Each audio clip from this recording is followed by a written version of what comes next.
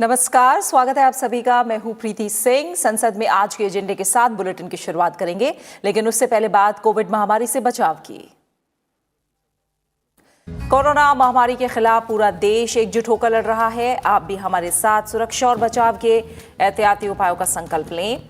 अपना मास्क अच्छी तरह से पहने, 2 गज की दूरी का पालन करें, सुरक्षित दूरी बनाए रखें, साथ ही हाथों को बार बार धोएं।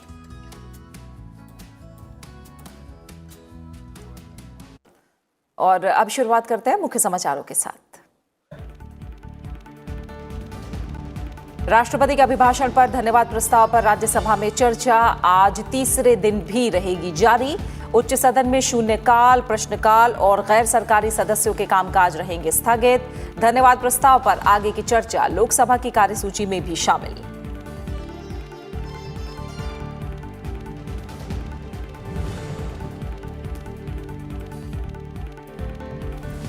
दोनों सदनों में पेश किए जाएंगे सामाजिक न्याय और अधिकारिता संबंधी स्थायी समिति के प्रतिवेदन। विशेषाधिकार समिति की रिपोर्ट लोकसभा में की जाएगी पेश। अगले हफ्ते के लिए सरकारी कार्यों के संबंध में संसदीय कार्य राज्य मंत्री देंगे बयान।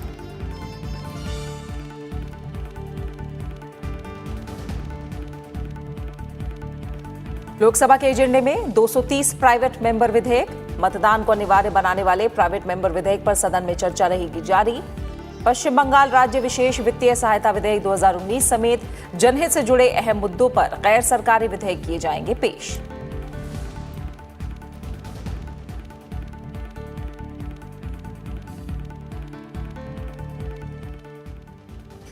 संसद के बजट सत्र का आज छठा दिन है। राज्यसभा की कार्यवाही अब से कुछ देर बाद सुबह 9 बजे शुरू होगी, जबकि लोकसभा की कार्यवाही शाम 4 बजे से शुरू होगी।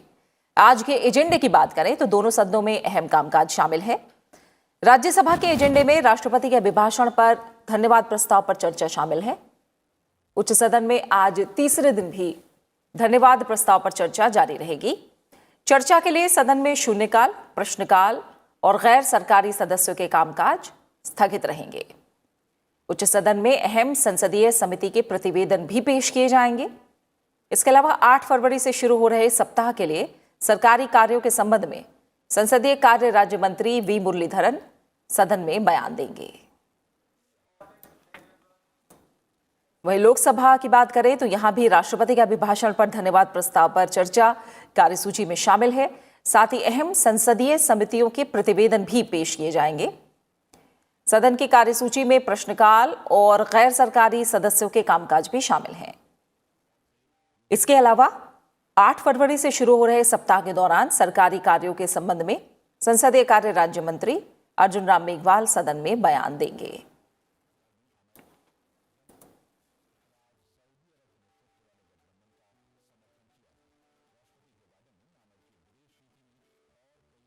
राष्ट्रपति के अभिभाषण पर धन्यवाद प्रस्ताव पर चर्चा आज दोनों सदनों की कार्यसूची में शामिल है।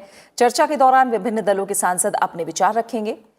राष्ट्रपति के अभिभाषण पर धन्यवाद प्रस्ताव पर राज्यसभा में चर्चा आज तीसरे दिन भी जारी रहेगी और 3 फरवरी को बीजेपी सांसद भुवनेश्वर कलिता ने सदन में धन्यवाद प्रस्ताव पेश किया था और बीजेपी के विजयपाल सिंह तोमर ने प्रस्ताव का समर्थन किया था, जिसके बाद चर्चा में नेता प्रतिपक्ष गुलाम नबी आजाद समेत विभिन्न दलों के सांसदों ने हिस्सा लिया।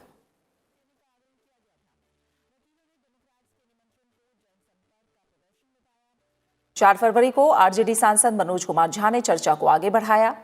चर्चा में केंद्रीय मंत्री धर्मेंद्र प्रधान, बीजेपी के ज्योतिरादित्य सिंधिया, नाम निर्देशित सांसद स्वप्न दास गुप्ता, कांग्रेस के दिग्विजय सिंह, पूर्व प्रधानमंत्री एचडी देवेगौड़ा, टीएमसी के डेरेक ओब्रायन ने भी हिस्सा लिया। इनके अलावा टीडीपी, टीआरएस, डीएमके और वाम दलों के अलावा कई दलों के सांसदों ने अपने विचार रखे। इस दौरान सांसदों ने किसानों के मुद्दे को प्रमुखता से उठाया। चर्चा पूरी नहीं हो पाई और ये आज भी जारी रहेगी।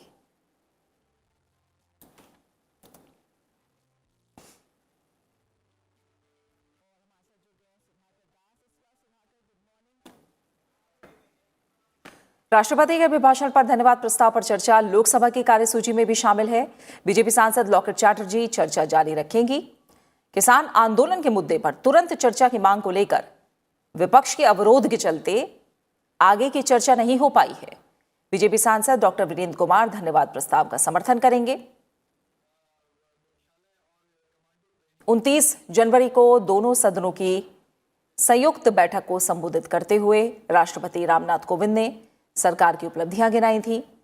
उन्होंने नए तीनों कृषि कानूनों का भी अपने अभिभाषण में जिक्र किया था और कहा था कि सरकार लगातार किसानों की आय बढ़ाने के लिए कदम उठा रही है।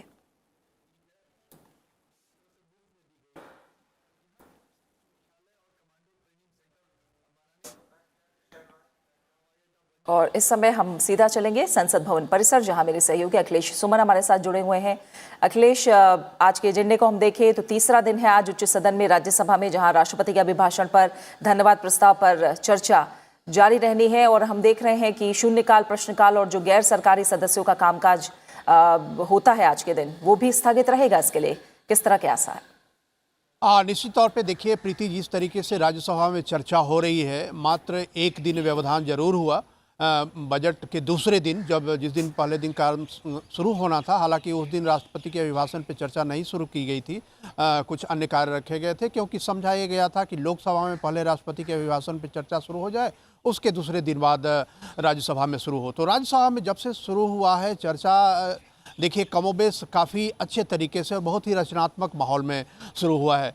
पहले दिन जरूर आम आदमी पार्टी के 3 सांसदों ने थोड़ा सा व्यवधान डालने की कोशिश की थी और उसके बाद एक दिन के लिए उनको विड्रॉ कराया गया था राज्यसभा के चैम्बर से।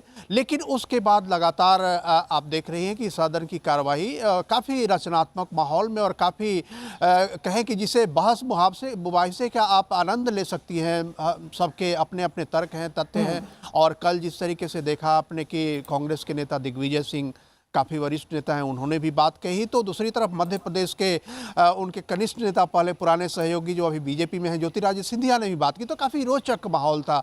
दोनों पक्ष और प्रतिपक्ष के बीच थोड़ी सी हंसी मजाक भी हुई। तो यह एक सदन का माहौल जो था वो राज्यसभा में मैं कह सकता हूँ कि काफ़ी अच्छे तरीके से, एक तरफ कहें कि मनोज झा और संजय सिंह ने बात की, तो दूसरी तरफ स्वपन दास गुप्ता ने काफ़ी बेहतर तरीके से पूरे मामले को रखा। तो राज्यसभा में आज भी जो लगता है, जो मानना है लोगों का, कि उसी रचनात्मक माहौल में आज की भी कार्रवाई चलनी है।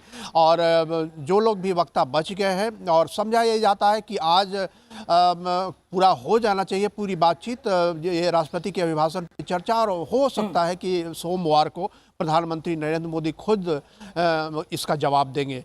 तो आज का दिन राष्ट्रपति के अभिभाषण के लिहाज से काफ़ी महत्वपूर्ण है। और जिस तरीके से निजी जो बिल हैं आते हैं उसे भी स्थगित किया गया है, जो शून्यकाल है और प्रश्नकाल है, सारे सर्वसम्मति से स्थगित किए गए हैं। और 10 से 15 घंटे बढ़ाया गया था, इसीलिए कि विपक्ष और सत्ता पक्ष दोनों के बीच में सहमति बनी थी कि बोलने के घंटे को बढ़ाया जाए, ताकि एक जो बड़ा मुद्दा अभी किसानों का आ गया है उसे भी इसी चर्चा में शामिल कर लिया जाए। तो मुझे लगता है कि इसी स्पिरिट से राज्यसभा की कार्यवाही पूरी चल रही है। प्रीति, बिल्कुल जैसे अखिलेश आप बता रहे हैं कि जब चर्चा की शुरुआत हुई, चर्चा शुरू होने के पहले दिन कुछ अवरोध दिखा, लेकिन उसके बाद काफी रचनात्मक चर्चा हमें देखने को मिल रही है। और इस बीच हमें एक चीज और देखने को मिल रही है कि राष्ट्रपति के अभिभाषण पर जो धन्यवाद प्रस्ताव पर चर्चा है, इस बीच अमेंडमेंट्स, संशोधन भी लाए जा रहे हैं। संशोधन को लेकर अगर मैं समझना चाहूँ कि थोड़ा सा हम इतिहास में जाकर देखें तो ऐसा कब कब हुआ है जो संशोधन लाए गए हैं? अब बिल्कुल प्रीति, देखिए संशोधन किसी भी सदन, संसद के किसी भी सदन की एक आवश्यक कार्रवाई का हिस्सा होता है, क्योंकि सरकार चाहे कोई बिल लाए या राष्ट्रपति का अभिभाषण हो या सरकार का कोई भी प्रतिवेदन है जिस पर चर्चा होती है, तो निश्चित तौर पे विपक्षी सदस्य भी संशोधन की मांग कर सकते हैं। और यहाँ तक कि सत्ता पक्ष के सदस्यों को भी अधिकार है कि वो उसमें संशोधन की मांग करें। और इसी लिहाज से राष्ट्रपति के अभिभाषण पे भी काफ़ी संशोधन आए। पहले दिन जब मैं था वहाँ तो 180 संशोधन लोगों ने दिए थे राज्यसभा के सदस्यों ने। और जब मूव किया गया था उसमें उस समय कई सदस्य मौजूद नहीं थे या कुछ ने विड्रॉ किया था, तो अभी भी समझा जाता है कि तकरीबन 80 संशोधन जो हैं राज्यसभा के पटल पे मौजूद हैं। और चेयरमैन ने यह घोषणा की थी कि अब जो चर्चा होगी वो संशोधनों पे और राष्ट्रपति के अभिभाषण दोनों को मिलाकर चर्चा होगी। तो उसी के आलोक में चर्चा हो रही है। और यह संसदीय कार्रवाई का बहुत ही आवश्यक और अहम हिस्सा होता है कि विपक्ष या सत्ता पक्ष का कोई भी सदस्य चाहे तो अपनी बात संशोधन के माध्यम से जो लिखित आया है उसमें अब कर सकता है। और बड़ी रोचक बात मैं बताऊं प्रीति, की राष्ट्रपति के अभिभाषण पे 3 बार संशोधन आए हैं। संशोधन तो हर बार आए हैं, लेकिन 3 बार संशोधन पास हो गए हैं। एक बार हुआ है 30 जनवरी 1980 को, दूसरा हुआ है 29 दिसंबर 1989 को, 29 दिसंबर 1989 सॉरी, और तीसरा 12 मार्च 2001 को संशोधन आए और वे संशोधन पारित भी हुए। तो ये संशोधन पारित जो होते हैं, इसका मतलब यह नहीं होता है कि सरकार पे कोई खतरे की बात होती है। निश्चित तौर पे एक संसदीय परंपरा का हिस्सा है। और ये संशोधन पारित होने के बाद जो प्रेसिडेंशियल एड्रेस जब जाता है राष्ट्रपति के पास, तो चेयरमैन खुद कन्वे करते हैं राष्ट्रपति को कि इन संशोधनों के साथ राज्यसभा के सदस्यों ने आपका धन्यवाद दिया है। और जो संशोधन आता है उसमें कोई ऐसी चुभने वाली बात नहीं कही जाती है। उसमें संशोधन की शब्दावली होती है। उसमें कहा जाता है कि लगता है राष्ट्रपति महोदय से ये बात मिस हो गई है, या इसको इसमें और जोड़ा जा सकता था। इस तरह के जो एक काफ़ी सभ्य शब्द होते हैं, ये सारे शब्द जोड़े जाते हैं। उसके बाद राष्ट्रपति इसको जब देखते हैं, उसके बाद राष्ट्रपति अपनी तरफ से सदस्यों के प्रति एक धन्यवाद देते हैं कि बहुत बहुत धन्यवाद आप लोगों का, और आप लोगों ने हमारे भाषण को सुना, उस पर चर्चा की। और वो सदन में आता है, वो राष्ट्रपति का जो बाद में धन्यवाद होता है, जब राष्ट्रपति उसको एक्नॉलेज करते हैं। एक्चुअली एक्नॉलेज करना कहा जाता है। और अगर संसद का सत्र चल रहा होता है, उस समय तक वो एक्नॉलेजमेंट आ जाता है तो सदन के पटल पे रखा जाता है। और अगर सत्र के बाद आता है राष्ट्रपति का वो एक्नॉलेजमेंट, तो बुलेटिन 2 जो होती है राज्यसभा की, उसमें वो चिन्हित कर दिया जाता है कि राष्ट्रपति ने इसको एक्नॉलेज कर लिया है, जो भी, चाहे धन्यवाद प्रस्ताव बिना अमेंडमेंट के जाए या अमेंडमेंट के साथ जाए। तो ये पूरे सत्र की कार्रवाई और बजट सत्र की कार्रवाई का बहुत ही रोचक और आवश्यक हिस्सा होता है। बिल्कुल अखिलेश, आप हमारे साथ बने रहिए। अब आगे एजेंडे की बात करते हैं। आज कई अहम पत्र भी हैं जो संसद में रखे जाने वाले हैं। राज्यसभा में आज ग्रामीण विकास मंत्रालय, वाणिज्य और उद्योग मंत्रालय, उपभोक्ता मामले, खाद्य और सार्वजनिक वितरण मंत्रालय, कृषि और किसान कल्याण मंत्रालय, मत्स्य पालन, पशुपालन और डेयरी मंत्रालय से जुड़े पत्रों को सभा पटल पर रखा जाएगा। इसके अलावा सदन में आज राज्यसभा सांसद रामकुमार वर्मा और रमीलाबेन बेचरभाई बारा सामाजिक न्याय और अधिकारिता संबंधी संसदीय स्थायी समिति के प्रतिवेदन को सभा पटल पर रखेंगे। वहीं सदन में संसदीय कार्य राज्य मंत्री वी मुरलीधरन सोमवार 8 फरवरी 2021 से शुरू होने वाले सप्ताह के दौरान सरकारी कार्य के संबंध में बयान देंगे।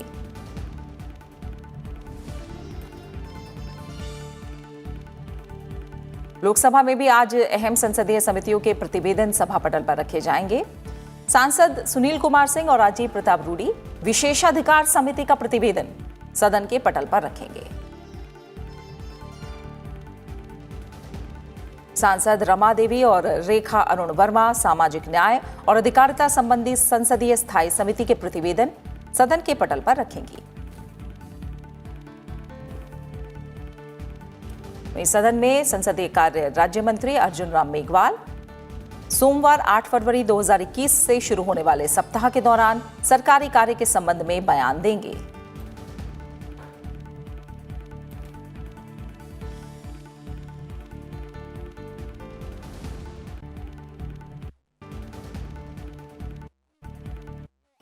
अखिलेश सुमन हमारे साथ बने हुए हैं। अखिलेश, हम आगे एजेंडा देख रहे हैं, तो आज हम देख रहे हैं कि जो स्थायी समिति है उनके प्रतिवेदन रखे जाने हैं दोनों ही सदनों में, और साथ ही जो प्रिविलेज कमेटी है, विशेषाधिकार समिति का प्रतिवेदन भी हम देख रहे हैं लोकसभा में भी रखा जाना है। तो इसे लेकर बताइए कुछ, कैसे ये रिपोर्ट्स खास रहेंगी? देखिए, जो स्थायी समितियां हैं, स्थायी समितियां पूरे भारतीय लोकतंत्र या कहीं भी अब लोकतंत्र है उसमें स्थायी समितियों का प्रावधान है। और काफ़ी पुराना इतिहास है हमारे, 1950 से ही स्थायी समितियों का प्रावधान रहा है। और उसके पहले जब अंग्रेज़ों का शासन था उस समय भी स्थायी प्रतिनिधियां थी, जब प्रोविंशियल असेंबलीज हुआ करती थी। तो निश्चित तौर पे एक अहम हिस्सा होता है पूरे संसदीय कार्यवाही का। और जब सदन का सत्र नहीं चल रहा होता है उस समय भी स्थायी समितियाँ काम करती रहती हैं। और अस्थायी समितियां जब काम करती हैं तो उसमें एक खास बात ये होती है कि केवल सांसद विचार नहीं करते, बल्कि उसमें अधिकारियों को भी बुलाया जाता है। तो संसदीय कार्रवाई में आमतौर पर अधिकारी सीधे संसद के पटल पे नहीं प्रत्यक्ष रूप से हिस्सा लेते, इसलिए अप्रत्यक्ष रूप से उनसे जानकारी मांगने के लिए संसदीय समिति में बुलाया जाता है। और यहाँ तक कि उसमें सचिव स्तर के अधिकारी भी आते हैं, चाहे वो विदेश सचिव हों, गृह सचिव हों, ये सारे स्तर के उच्च अधिकारी उसमें आते हैं और काफ़ी तैयारी के साथ उन्हें आना पड़ता है, क्योंकि एक तरीके से कहें कि सदस्य कोई भी सवाल आपसे पूछ सकते हैं उस मामले से संबंधित। तो और इसमें कई बार ऐसी स्थिति उत्पन्न होती है कि काफ़ी राष्ट्रीय सुरक्षा के मामले होते तो काफ़ी पेचीदा संवेदनशील होता है, उसमें सदस्यों को भी एक संयत बरतना पड़ता है और अधिकारियों को भी इस बारे में बताना पड़ता है कि ये कितना क्लिष्ट मामला है। तो एक काफ़ी अहम हिस्सा होता है। और ख़ास करके जब प्रिविलेज कमेटी की बात करते हैं तो प्रिविलेज कमेटी एक ख़ास तरीके की कमेटी होती है जिसमें कि या तो आप सांसदों के कुछ अधिकार हैं, उन अधिकारों का अगर किसी तरीके से उल्लंघन हुआ हो और संसद के किसी भी सांसद के किसी भी तरीके से उनको कार्य में कोई बाधा पहुंचाने की किसी ने कोशिश की हो, या तो पब्लिक वर्क हो या संसद के किसी तरीके से किसी सांसद के माध्यम से हुआ हो कोई ऐसी अवमानना, तो ये सारी चीज़ें प्रिविलेज कमेटी में आती हैं। और लेकिन मैं अभी इस बारे में ज़्यादा नहीं आज क्या होना है बताऊंगा, क्योंकि ये काफ़ी गोपनीय माना जाता है और जब तक ये रिपोर्ट सदन के पटल पे नहीं रखी जाती तब तक ये माना जाता है कि ये बाहर नहीं आनी चाहिए। तो इसलिए लेकिन ये काफ़ी अहम हिस्सा होता है प्रिविलेज कमेटी भी, क्योंकि इसी के माध्यम से सांसदों के अधिकार सुनिश्चित होते हैं। नहीं तो देखिए प्रीति क्या है कि सांसद तो कोई एग्जीक्यूटिव ऑफिसर नहीं होता है, उसे एक कंपटीशन देकर पढ़ाई करके कंपटीशन देके वो अफसर नहीं बनता है, वो एक जनता से चुना हुआ प्रतिनिधि होता है। और जनता से चुने हुए प्रतिनिधि को पब्लिक अफेयर्स में कई बार ऐसे अवरोधों का सामना करना पड़ता है, कई बार ऐसी बातें करनी पड़ती हैं, चाहे तो अधिकारियों को समझाना हो या जनता को भी समझाना, तो उनके विशेषाधिकार हैं, उन्हें सुरक्षित रखनी चाहिए। और अगर उसका उल्लंघन हुआ हो तो कमेटी में जाती है और इस पर बहस होती है और उसकी रिपोर्ट आती है। ठीक है। और अब आगे बढ़ते हैं एजेंडे में, क्योंकि आज शुक्रवार का दिन है और लोकसभा के एजेंडे में आज 230 गैर सरकारी विधेयक यानी प्राइवेट मेंबर बिल शामिल हैं, जिनमें से 224 गैर सरकारी विधेयक पेश किए जाएंगे। कांग्रेस सांसद अधीर रंजन चौधरी पश्चिम बंगाल राज्य विशेष वित्तीय सहायता विधेयक 2019 पेश करेंगे। बीजेपी सांसद सुनील कुमार सिंह राष्ट्रीय पर्यटन, सतत विकास और संवर्धन विधेयक 2019 पेश करेंगे। कांग्रेस सांसद रवनीत सिंह संविधान संशोधन विधेयक 2019 अनुच्छेद 248 के स्थान पर नए अनुच्छेद का प्रतिस्थापन, सिख गुरुद्वारा संशोधन विधेयक 2019 धारा 2 का संशोधन और नशा मुक्ति केंद्रों के लिए वित्तीय सहायता का उपबंध विधेयक 2019 पेश करेंगे।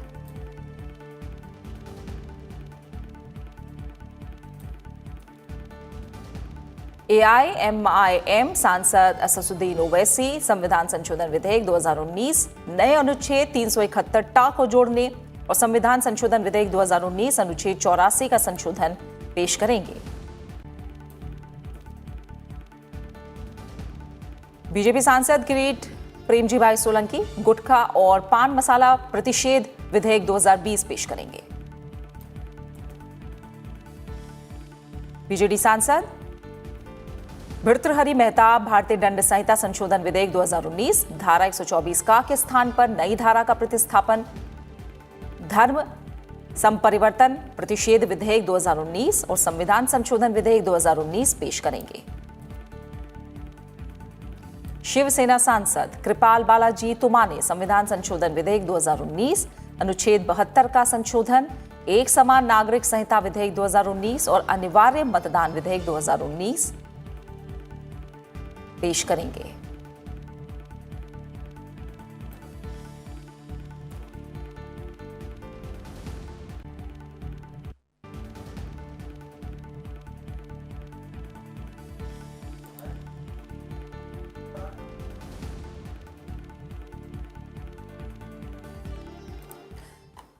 वहीं लोकसभा की कार्यसूची में 6 गैर सरकारी विधेयक विचार और पारित किए जाने के लिए शामिल हैं।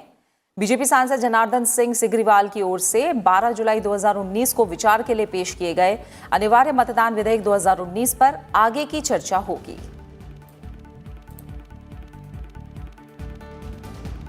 सांसद अजय मिश्र टेनी राष्ट्रीय बाढ़ पीड़ित कल्याण बोर्ड विधेयक 2019 पर विचार और पारित करने का प्रस्ताव करेंगे।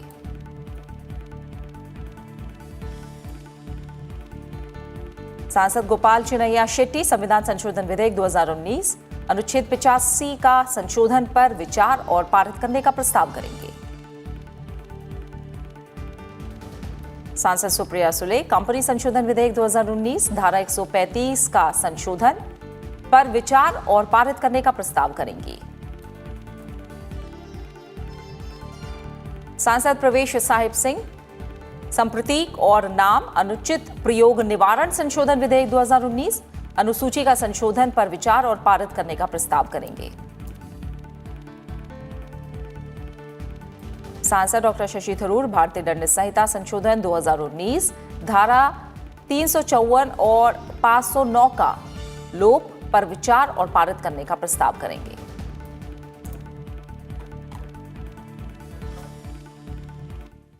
अखिलेश सुमन हमारे सहयोगी हमारे साथ जुड़े हुए हैं। अखिलेश, हम जान रहे हैं कि उच्च सदन में तो आज गैर सरकारी सदस्यों के कामकाज नहीं होना है क्योंकि अभिभाषण पर चर्चा जारी रहनी है, राष्ट्रपति के अभिभाषण पर। लेकिन लोकसभा के एजेंडे में आज 230 गैर सरकारी विधेयक यानी प्राइवेट मेंबर बिल शामिल हैं, जिनमें से कई पेश भी किए जाने हैं। और इसमें हम देख रहे हैं कुछ बिल काफी अहम हैं। कांग्रेस सांसद अधीर रंजन चौधरी पश्चिम बंगाल राज्य विशेष वित्तीय सहायता विधेयक 2019 पेश करेंगे। इसमें किस तरह के प्रावधान है?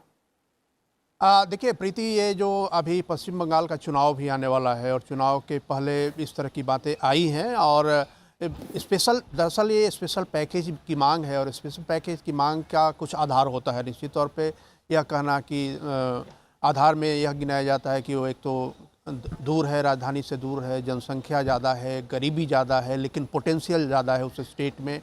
उसके बाद पश्चिम बंगाल का ही ट्राइबल इलाके हैं, उस ट्राइबल इलाके में जाना, उसके अलावा उसके हिली एरियाज़ हैं, दार्जिलिंग जैसे हिली एरियाज़ हैं, तो उनके विकास से सारी बातें करते हुए यह इस तरह की बातें कहवाई जाती हैं ताकि ये स्पेशल पैकेज मिले। लेकिन यह एक बहुत ही एक रोचक है कि हर राज्य अपने आप में किसी न किसी तरीके से स्पेशल पैकेज की मांग करते हैं। आप याद होगा कि बिहार में भी चुनाव के पहले सारे जो राजनीतिक दल हैं बिहार के, वे भी स्पेशल पैकेज की मांग करते हैं। उसके बाद उड़ीसा से अभी मैं राज्यसभा में सुन रहा था एक सांसद, उन्होंने ये बीजेडी के सांसद, उन्होंने भी कहा कि उड़ीसा एक दूर का राज्य है और उसके अलावा वह पिछड़ा राज्य है, लेकिन काफ़ी पोटेंशियल है उसमें विकास के लिए, इसलिए उड़ीसा को भी स्पेशल पैकेज दिया जाए। तो चूँकि लोकसभा हो या राज्यसभा हो, ये राज्यों की बात भी यहाँ उठती है और किस तरीके से राज्यों को केंद्र के साथ सहायता से किस तरह राज्यों का विकास हो जाए, इसके लिए आते हैं। तो कई बार सरकारी प्रावधान होते हैं जो खासतौर पे बजट में या फिनेंशियल कमीशन में परिलक्षित होते हैं। तो फिनेंशियल कमीशन का भी एक फार्मूला होता है, उस फार्मूले से माना यह जाता है कि राज्यों के पिछड़ेपन को, उसकी जनसंख्या को, उसमें जो इम्प्लीमेंटेशन उन्होंने किया है प्रोग्राम्स का, उसको ध्यान में रखते हुए और पोटेंशियल को ध्यान में रखते हुए फिनेंशियल कमीशन भी फंड एलोकेट करती है। लेकिन अगर वो भी नाकाफ़ी नहीं होता है तो राज्य अपनी तरफ से मांग करते हैं कि हमें विशेष दिया जाए। तो कई बार सरकार भी मांग करती है, राजनीतिक दल भी मांग करते हैं। तो इसीलिए आज से अधीर रंजन चौधरी ने एक निजी विधेयक लाया है। लेकिन एक बात मैं बता दूं कि कल राज्यसभा में जो चर्चा हो रही थी उसमें स्वपन दास गुप्ता, वे भी वेस्ट बंगाल के हैं, और उन्होंने एक बड़ी रोचक बात कही कि जो ये पूरे नॉर्थ ईस्ट के जो सारे राज्य हैं, पश्चिम बंगाल को शुरू कर दे तो उसके बाद चाहे असम हो, चाहे वो मेघालय हो, चाहे वो मणिपुर हो या नागालैंड हो, सारे इतने एक दूसरे से जुड़े हुए हैं। और यहाँ तक कि उन्होंने उड़ीसा और बिहार तक का भी बोला, इतने जुड़े हुए हैं कि एक एक्चुअली ईस्टर्न असिस्टेंस जोन बनाना चाहिए। ईस्टर्न असिस्टेंस जोन अगर बनाएंगे तो एक दूसरे की कम्प्लीमेंट्री और सप्लीमेंट्री जो जरूरतें हैं उससे पूरी हो सकती हैं। तो एक फॉर्मूला उन्होंने पेश किया केंद्र सरकार के लिए कि इस हिसाब से केंद्र सरकार एड्रेस कर सकती है स्पेशल पैकेज की मांग के दायरे में। जी अखिलेश, फिलहाल बहुत बहुत शुक्रिया अखिलेश, आप हमारे साथ जुड़े, इस तमाम जानकारी को संसद भवन परिसर से आपने हम तक पहुंचाया। आपका बहुत बहुत शुक्रिया हमारे साथ जुड़ने के लिए। अब बात करेंगे प्रश्नकाल की। लोकसभा में प्रश्नकाल के दौरान कई मंत्रालय से जुड़े सवाल पूछे जाएंगे। सबसे पहले बात करते हैं स्वास्थ्य और परिवार कल्याण मंत्रालय से जुड़े सवालों की। सांसद अजय टेनी मिश्रा पूछेंगे, क्या सरकार ने कोरोना वायरस की वैक्सीन अधिक संख्या में प्राप्त करने के लिए अनेक वैक्सीन विनिर्माताओं के साथ समझौता किया है? सांसद उपेंद्र सिंह रावत पूछेंगे, सरकार ने देश में मौजूद जिला रेफरल अस्पतालों से संबंधित नए चिकित्सा महाविद्यालयों की स्थापना के लिए कोई केंद्र प्रायोजित योजना आरंभ की है?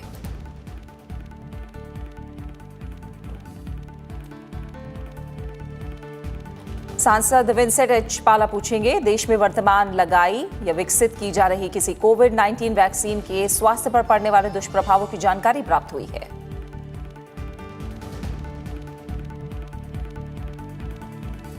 और अब बात करते हैं विज्ञान और प्रौद्योगिकी मंत्रालय से पूछे जाने वाले सवालों की। सांसद रामचरण बोहरा पूछेंगे, भारतीय वैज्ञानिकों द्वारा विकसित विकासशील देशों के वैज्ञानिकों की तुलना में पिछले 3 वर्षों के दौरान नए आविष्कारों के लिए दर्ज किए गए पेटेंट आवेदनों की संख्या कितनी है।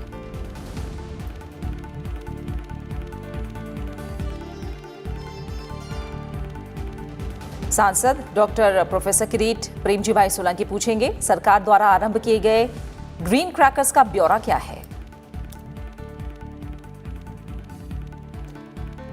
सांसद जयंत सिन्हा पूछेंगे, राष्ट्रीय नव प्रवर्तन प्रतिष्ठान की मुख्य विशेषताएं क्या हैं।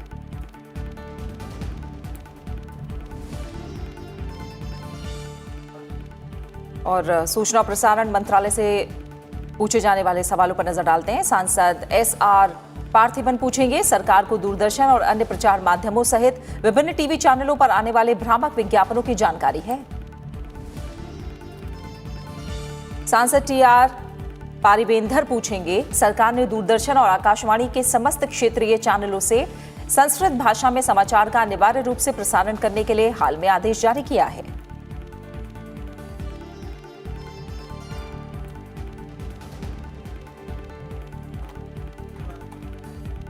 और इसी के साथ फिलहाल संसद में आज में इतना ही, लेकिन जाते जाते एक बार फिर आपसे अपील, कोरोना महामारी के खिलाफ पूरा देश एकजुट होकर लड़ रहा है। आप भी हमारे साथ सुरक्षा और बचाव के एहतियाती उपायों का संकल्प लें, अपना मास्क अच्छी तरह से पहनें, 2 गज की दूरी का पालन करें, सुरक्षित दूरी बनाए रखें, साथ ही हाथों को बार बार धोएं। अब से कुछ देर में राज्यसभा की कार्रवाई शुरू होने जा रही है। आगे देखिए राज्यसभा की कार्रवाई का सीधा प्रसारण और मुझे दीजिए इजाजत। नमस्कार।